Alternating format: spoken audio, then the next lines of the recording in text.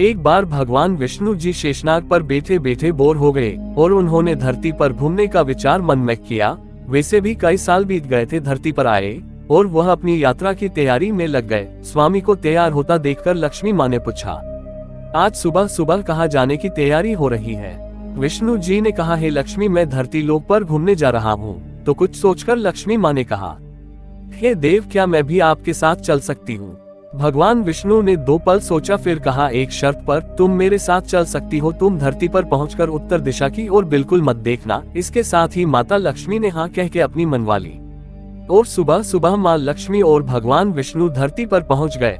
अभी सूर्य देवता निकल रहे थे। रात बरसात होकर हटी थी। चारों ओर हरियाली ही हरियाली थी। उस समय चारों ओर बहुत शांति थी और धरती बहुत ही सुंदर दिख रही थी और माँ लक्ष्मी मंत्र मुग्ध होकर धरती को देख रही थी और भूल गई कि पति को क्या वचन देकर आई है और चारों ओर देखती हुई कब उत्तर दिशा की ओर देखने लगी पता ही नहीं चला। उत्तर दिशा में माँ लक्ष्मी को एक बहुत ही सुंदर बगीचा नजर आया और उस तरफ से भीनी भीनी खुशबू आ रही थी और बहुत ही सुंदर सुंदर फूल खिले थे। यह एक फूलों का खेत था और माँ लक्ष्मी बिना सोचे समझे उस खेत में गई और एक सुंदर सा फूल तोड़ लाए। लेकिन ये क्या, जब माँ लक्ष्मी भगवान विष्णु के पास वापस आई तो भगवान विष्णु की आंखों में आंसू थे और भगवान विष्णु ने माँ लक्ष्मी को कहा कि कभी भी किसी से बिना पूछे उसका कुछ भी नहीं लेना चाहिए और साथ ही अपना वचन भी याद दिलाया। माँ लक्ष्मी को अपनी भूल का पता चला तो उन्होंने भगवान विष्णु से इस भूल की माफी मांगी। तो भगवान विष्णु ने कहा कि जो तुमने जो भूल की है उसकी सजा तो तुम्हें जरूर मिलेगी।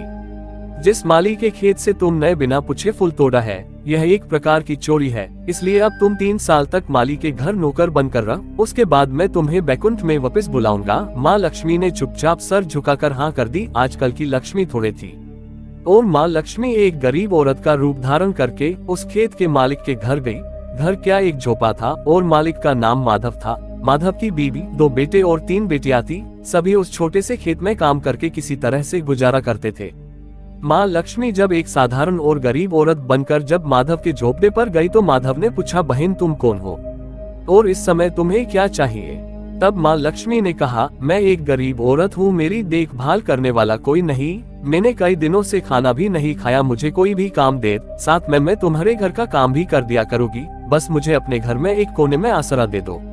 माधव बहुत ही अच्छे दिल का मालिक था। उसे दया आ गई, लेकिन उसने कहा, बहन मैं तो बहुत ही गरीब हूँ। मेरी कमाई से मेरे घर का खर्च मुश्किल से चलता है। लेकिन अगर मेरी 3 की जगह 4 बेटियां होती तो भी मैंने गुजारा करना था। अगर तुम मेरी बेटी बनकर जैसा रूखा सूखा हम खाते हैं उसमें खुश रह सकती हो तो बेटी अंदर आ जाओ। माधव ने माँ लक्ष्मी को अपने झोपड़े में शरण दे दी और माँ लक्ष्मी 3 साल उस माधव के घर पर नौकरानी बनकर रही। जिस दिन माँ लक्ष्मी माधव के घर आई थी उससे दूसरे दिन ही माधव को इतनी आमदनी हुई फूलों से कि शाम को एक गाय खरीद ली। फिर धीरे धीरे माधव ने काफी जमीन खरीद ली और सबने अच्छे अच्छे कपड़े भी बनवा लिए और फिर एक बड़ा पक्का घर भी बनवा लिया। बेटियों और बीबी ने गहने भी बनवा लिए और अब मकान भी बहुत बड़ा बनवा लिया था। माधव हमेशा सोचता था कि मुझे ये सब इस महिला के आने के बाद मिला है। इस बेटी के रूप में मेरी किस्मत आ गई है मेरी। और अब 2-5 साल बीत गए थे, लेकिन माँ लक्ष्मी अब भी घर में और खेत में काम करती थी। एक दिन माधव जब अपने खेतों से काम खत्म करके घर आया तो उसने अपने घर के सामने द्वार पर एक देवी स्वरूप गहनों से लदी एक औरत को देखा। ध्यान से देखकर पहचान गया, अरे ये तो मेरी मुंह बोली चौथी बेटी यानी वही औरत है। और पहचान गया कि यह तो माँ लक्ष्मी है।